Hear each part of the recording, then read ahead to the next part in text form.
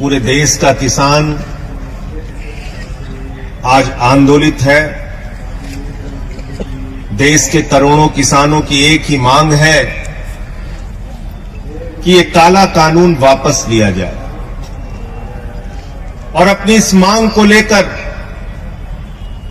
पंजाब में, हरियाणा में, उत्तर प्रदेश में, राजस्थान में, कर्नाटक में, केरल में, तमिलनाडु में, बिहार में, पूरे हिंदुस्तान के अंदर लाखों लोग सड़कों पे उतरे और पिछले कुछ महीनों से पंजाब और हरियाणा में तो सारा काम छोड़कर किसान सड़कों पर आंदोलन कर रहा है, सरकार से फरियाद कर रहा है, गुहार लगा रहा है, विनती कर रहा है कि इन काले कानूनों से हमें निजात दिलाइए, इन काले कानूनों को वापस लीजिए। लेकिन ऐसी क्या जिद है, ऐसी कौन सी मजबूरी है जिसकी वजह से मोदी जी की सरकार ये काला कानून वापस नहीं ले पा रही? और वो मजबूरी मैं आपको बताना चाहता हूं। जब पार्लियामेंट के अंदर ये बिल आया, ये काला कानून आया, मैंने उसी दिन कहा था ये कानून किसानों के हित में नहीं है, बल्कि ये कानून हिंदुस्तान के करोड़ों किसानों के डेथ वारंट पे मोदी सरकार ने साइन किया है और इसलिए हम इसका विरोध करते हैं। और हमने पार्लियामेंट के अंदर माइक तोड़ा था, मुझे निलंबित कर दिया गया। पूरी की पूरी भारतीय जनता पार्टी ऊपर से लेकर नीचे तक रो रही थी, संजय सिंह ने तो माइक तोड़ दिया, संजय सिंह ने तो माइक तोड़ दिया। अरे आज तो तुम किसानों की हड्डियां तोड़ रहे हो। मुझे निलंबित किया गया तो तुम्हारी सरकार को भी निलंबित किया जाना चाहिए।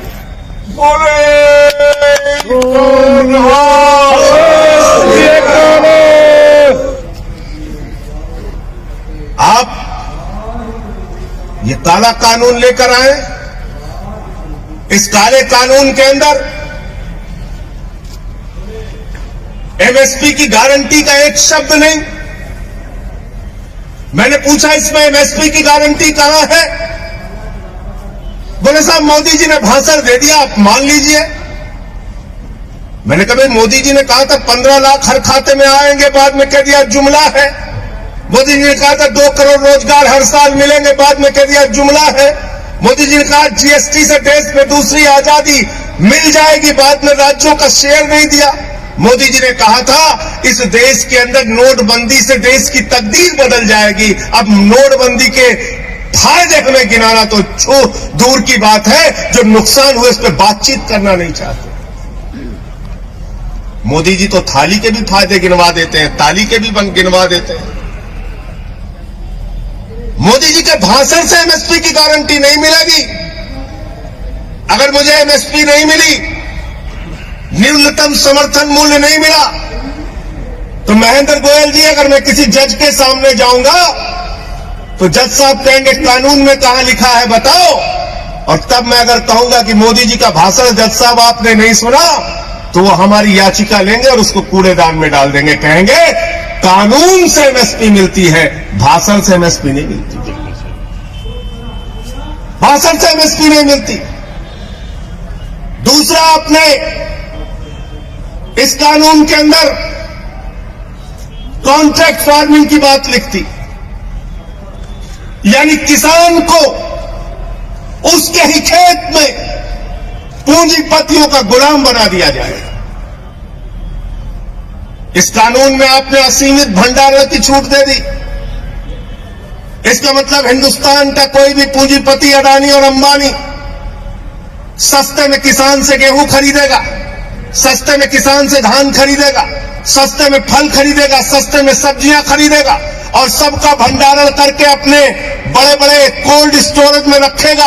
और जब बाजार में उसकी कमी आ जाएगी तो महंगे दामों पर हमको आपको बेचेगा। इस देश में जमाखोरी, कालाबाजारी और महंगाई को मोदी सरकार ने इस बिल के माध्यम से लीगलाइज करने का काम किया है। वैधता प्रदान करने का काम किया है। आप कहते हैं ये बिल किसानों को समझ में नहीं आता। मोदी जी भाषण देके समझा रहे हैं, उनके मंत्री भाषण देके समझा रहे हैं, कहते हैं बिल समझ में नहीं आया, बिल समझ में नहीं आया। अरे मैं तो ये कहना चाहता हूं, किसानों को ये बिल समझ में आ गया है, ये आपकी प्रॉब्लम है। ये आपकी प्रॉब्लम है कि किसानों को ये बिल समझ में आ गया है। और इसलिए आज पूरे देश का किसान आंदोलनरत है। मुझे पीड़ा होती है, तकलीफ होती है मुझे, जब आप उन अन्नदाताओं को आतंकवादी कहते हैं, शहीद आजम भगत सिंह के वंशजों को आतंकवादी कहते हैं, शहीद उधम सिंह के वंशजों को आतंकवादी कहते हैं, शहीद लाला लाजपत राय के वंशजों को आतंकवादी कहते हैं, शहीद करतार सिंह सराफा के वंशजों को आतंकवादी कहते हैं, जलियांवाला बाग कांड में जिन लोगों ने अपनी शहादत दी उनके वंशजों को जो लोग आतंकवादी कहते हैं, उनको इस देश की सत्ता पर एक मिनट भी रहने का अधिकार नहीं, मैं कहना चाहता हूं। और इसलिए साथियों और दोस्तों, कल तो मोदी जी के सामने हम लोगों ने विरोध किया, हमारे साथी सांसद पंजाब के भगवंत मान जी ने जमकर विरोध किया और उनके बहरे कानों में आपकी आवाज पहुंचाने की कोशिश मैंने की। सदन चल रहा था तब भी की, सदन नहीं चल रहा है, सत्र नहीं बुलाया जा रहा है तब भी की, और आगे भी करता रहूंगा, लड़ता रहूंगा आपके लिए, आपकी आवाज को उठाता रहूंगा, क्योंकि हमारे नेता अरविंद केजरीवाल जी ने साफ तौर पे कहा है, आम आदमी पार्टी का एक एक कार्यकर्ता सड़क से लेकर संसद तक किसानों के मुद्दे पर उनके साथ रहेगा। लाठियां भी खानी हो, जेल भी जाना हो, आपकी सेवा भी करनी हो, एक कार्यकर्ता बनके, एक सेवादार बनके आपके साथ मजबूती से खड़ा रहेगा। और इसलिए मैं आप लोगों से निवेदन करने के लिए आया हूं, विनती करने के लिए आया हूं। बल्ली साहब यहां बैठे हैं, बहुत सारे संघर्षों में जेल भी जा चुके हैं, लाठियां भी खाई हैं इन्होंने गरीबों के लिए, मजदूरों के लिए। महेंद्र गोयल जी हमारे विधायक जी हैं, कई दिनों से लगातार यहां पे सक्रिय हमारे कार्यकर्ता हैं साहब। मैं आप लोगों से एक ही बात कहना चाहता हूं, आपके आंदोलन से पहली बार हिंदुस्तान की सरकार डरी हुई है, खलबलाई हुई है, और इनको एक ना एक दिन, अब ज्यादा समय दूर नहीं है, मजबूर होना पड़ेगा, मजबूर होना पड़ेगा आपकी मांगों को पूरा करने के लिए। इस पूरे सप्ताह हम छोटे साहबजादों को नमन करके उनके सामने अपना करते हैं, उनके बलिदान को याद करते हैं, क्योंकि वो जो कौम है, सिख कौम, इसका इतिहास हिंदुस्तान की आजादी के आंदोलन से लेकर और उससे पहले हमारे गुरुओं की जो शिक्षा है वो बलिदान और त्याग की शिक्षा है, सेवा की शिक्षा है।